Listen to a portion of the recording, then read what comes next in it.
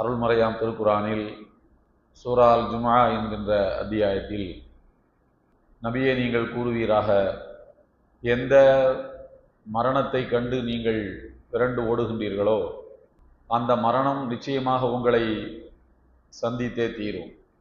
பின்னர் நீங்கள் மறைவானவற்றையும் வெளிப்படையானவற்றையும் தெள்ளத் தெளிவாக அறிந்து கொள்ளக்கூடிய அந்த இறைவனிடம் மீண்டும் நீங்கள் கொண்டு வரப்படுவீர்கள். அப்போது அவன் உங்களுக்கு நீங்கள் உலகத்தில் எப்படி செயல்பட்டீர்கள் என்பதை எடுத்துரைப்பான் என்று நபியே அந்த மக்களிடம் நீர் கூறுவீராக என்று அல்லாஹ் கூறுகின்றான்.